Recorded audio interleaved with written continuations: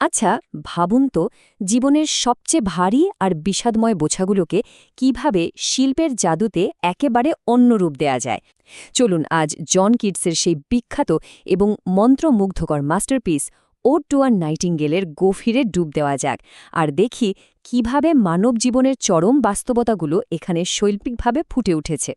My heart aches and a drowsy numbness pains my sense as though of hemlock I had drunk. লাইনগুলো শুনলে কেমন যেন ভেতরটা কেঁপে ওঠে, তাই না?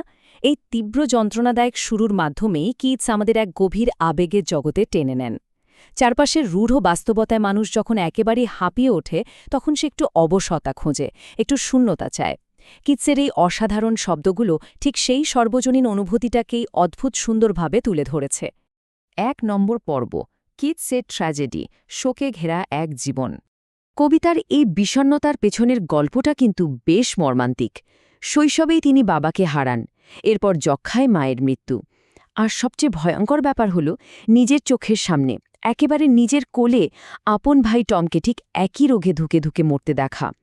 এখানেই শেষ নয়, মাত্র ২৩ বছর বয়সে কিটস জানতে পারেন যে তিনিও এই একই মরণব্যাধিতে আক্রান্ত। মানে চারপাশ থেকে কেবলই মৃত্যু আর হারানোর শোক। এই ধ্বংসাত্মক ব্যক্তিগত ট্র্যাজেডিগুলোই আসলে বুঝিয়ে দেয় কেন তিনি নিজের আসন্ন মৃত্যু নিয়ে এত বেশি ভাবতেন। আর এই প্রবল শোক আর অসুস্থতার যন্ত্রণায় কবিতার প্রতিটি ছত্রে ওই গাঢ় বিষণ্ণ সুরের জন্ম দিয়েছে। ২ নম্বর পর্ব, ভঙ্গুরতা বনাম অমরত্ব। এই ভয়াবহ বাস্তবতার পর মূল অনুপ্রেরণাটা কোথা থেকে এলো জানেন? ১৮১৯ সালের বসন্তকালে কিটসের বাড়ির কাছে ডাকা এক নাইটিঙ্গেল পাখির গান থেকে। এখানে একটা দারুণ বৈপরীত্য আছে। একদিকে আমরা মানুষ, যাদের জীবনটা পুরোটাই ভঙ্গুর, রোগ, শোক, বার্ধক্য আর ক্ষণস্থায়ী প্রেমের যন্ত্রণায় ভরা। আর অন্যদিকে ওই নাইটিঙ্গেল পাখির অমরত্ব। পাখিটার গান যেন একেবারে সময়ের ঊর্ধ্বে, অপরিবর্তনীয় এবং চির আনন্দময়। মানুষের হাজারো দুঃখ কষ্ট বা প্রজন্মের পর প্রজন্মের ক্ষুধা কোনো কিছুই যেন এই গানকে বিন্দুমাত্র ছুঁতে পারে না। মজার ব্যাপার হল কিটস পাখিটিকে শুধু তার বর্তমানের ফ্রেমে আটকে রাখেননি, তিনি এর অমরত্বকে একেবারে সময়ের বিস্তীর্ণ পটভূমিতে ছড়িয়ে দিয়েছেন। ভাবুন তো, প্রাচীনকালের বড় বড় সম্রাট থেকে শুরু করে একদম সাধারণ মানুষ সবাই এই একই গান শুনেছে। এমনকি বাইবেলের যুগে রুথের বেধিত হৃদয়কে নাকি সান্ত্বনা দিয়েছে এই গান। আবার পৌরাণিক জগতে জাদুকরী পরীদের দেশেও এর মুগ্ধতা ছড়িয়ে পড়েছিল। আর ঠিক সেই একই গান মে ১৮১৯-এ হ্যামস্টেডে বসে কিটস নিজে শুনছেন। পাখিটা যেন এমন এক কালজয়ী সত্তা, যার সমস্ত সীমানা আর সময় পেরিয়ে প্রজন্মের পর প্রজন্মকে এক সুতোয় গেঁথে ফেলেছে। পর্ব ৩, নেগেটিভ ক্যাপাবিলিটি বা নেতিবাচক সক্ষমতার মুক্তি। এখন প্রশ্ন হল, মানুষের এই অনিবার্য কষ্ট থেকে পালিয়ে চিরন্তন পাখির সাথে মেশার উপায় কি? এই চেষ্টা থেকে কিটস তার বিখ্যাত নেগেটিভ ক্যাপাবিলিটি বা নেতিবাচক সক্ষমতার ধারণাটি নিয়ে আসেন। জিনিসটা আসলে কি? এটি হলো একজন লেখকের এমন একটা অসাধারণ ক্ষমতা, যেখানে সে কোনো সুনির্দিষ্ট যুক্তি, তথ্য বা ফ্যাক্টসের পেছনে খামোখা দৌড়ায় না, বরং জীবনের অনিশ্চয়তা, রহস্য আর সন্দেহকে খুব সহজভাবে মেনে নেয়। বাস্তব জীবনের কষ্ট থেকে বাঁচতে কিটস এখানে যুক্তির আলো একেবারে নিভিয়ে দেন। তিনি পুরোপুরি নির্ভর করেন তার ভেতরের অনুভূতি আর কল্পনা শক্তির ওপর, যাতে প্রকৃতির ওই অনন্ত রহস্যের মাঝে নিজেকে সম্পূর্ণ বিলীন করে দেয়া যায়। এর একটা নিখুঁত উদাহরণ দেয়া যাক। আমার পায়ে কি ফুল ফুটে আছে আমি দেখতে পাচ্ছি না, অথবা গাছের ডালে কিসের সুবাস ঝুলছে, কিন্তু এই সুবাসিত অন্ধকারে আমি প্রতিটি মিষ্টি গন্ধ অনুমান করতে পারি। দেখুন, দৃষ্টিসীমার বাইরে থাকা সত্ত্বেও এই জমাট অন্ধকারে তিনি এক অদ্ভুত প্রশান্তি খুঁজে পাচ্ছেন। এখানে যুক্তির আলো বা স্পষ্ট প্রমাণের কোনো দরকারই তার নেই। অন্ধকারের ওই রহস্যকেই তিনি আপন করে নিয়েছেন। এটাই নেগেটিভ ক্যাপাবিলিটি। ৪ নম্বর পর্ব, স্বপ্নের ধ্বনি। এই এসকেপ বা পলায়নটাকে কিটস কিভাবে অবিকল একটা স্বপ্নের মতো তৈরি করেছেন, সেটা শুনলে সত্যি অবাক হতে হয়। এর পেছনে ধ্বনিতাত্ত্বিক কৌশলগুলো একেবারে জাদুর মতো কাজ করে।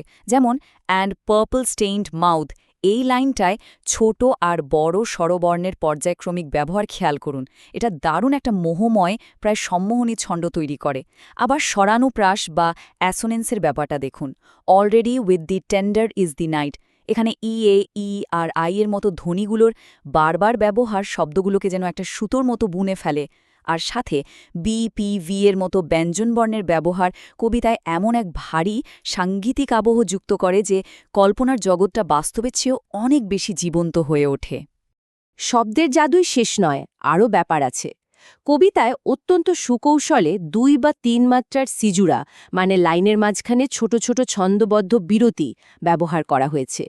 এই থমকে যাওয়া বিরতিগুলো শুধু যে উড়ন্ত পাখির ওই লাফিয়ে লাফিয়ে চলার শারীরিক গতিবিধিটাকে অনুকরণ করছে তা কিন্তু নয়, বরং এটি কবিতার কথকের নিজের মনের ভেতরে দোদুল্যমানতা আর মানসিক দ্বিধাকেও চমৎকারভাবে আমাদের সামনে ফুটিয়ে তোলে। ৫ নম্বর পর্ব, শিল্প বনাম চিরন্তন প্রকৃতি। কবিতার একেবারে শেষের দিকে এসে আমরা এক গভীর উপলব্ধির মুখোমুখি হই। এখানে মানুষের তৈরি শিল্পের সাথে প্রকৃতির জগতের একটা চমৎকার তুলনা টানা হয়েছে। সৌন্দর্যের এই দ্বৈত রূপটা একটু ভেবে দেখুন তো।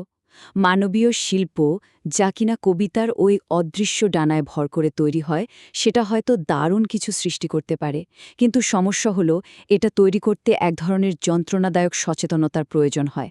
আর অন্যদিকে নাইটিঙ্গেলের গান বা প্রকৃতির সৌন্দর্য হলো চিরন্তন, একেবারে স্বতঃস্ফূর্ত। শিল্প আমাদের হয়তো সাময়িক একটা মোহ এনে দেয়, কিন্তু প্রকৃতির মতো বাস্তবতার দুঃখ থেকে চিরস্থায়ী মুক্তির পথ সেটা হতে পারে না। শেষ পর্যন্ত সেই মোহটা ভেঙে যায়। যেমন ধরুন এই লাইনটা, forlorn, the very word is like a bell. এখানে ফরলন্ড বা নিঃসঙ্গ শব্দটি একটা সুমধুর স্বপ্নের মাঝে হঠাৎ বেজে ওঠা কর্কশ ঘণ্টার মতো কাজ করে।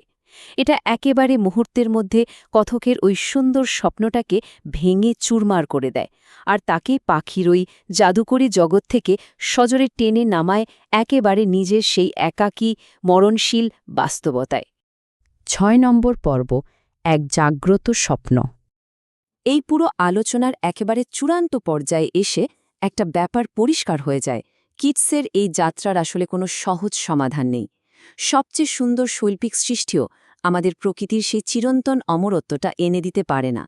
শিল্প সাময়িক মুক্তি দেয় ঠিকই, কিন্তু বাস্তবতার চিরস্থায়ী সান্ত্বনা হিসেবে সেটা চরমভাবে ব্যর্থ।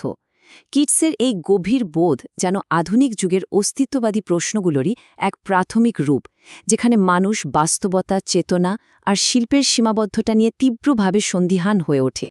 আর তাই কবিতাটি শেষ হয় এক অদ্ভুত ধাঁধার মতো। Was it a vision or a waking dream? Fled is that music? Do I wake or sleep? এটি কি সত্যিই চোখের সামনে ঘটা কোনো দৃশ্য ছিল, নাকি স্রেফ একটা জাগ্রত স্বপ্ন? সেই জাদুকরী সঙ্গীত তো মিলিয়ে গেল। আমি কি এখন জেগে আছি নাকি ঘুমাচ্ছি? বাস্তবতার কল্পনার মাঝখানের এই অস্পষ্ট রেখাটি আমাদের মনে এক চিরস্থায়ী জিজ্ঞাসার জন্ম দেয়। সত্যি বলতে এখানেই কিটসের লেখার আসল সার্থকতা।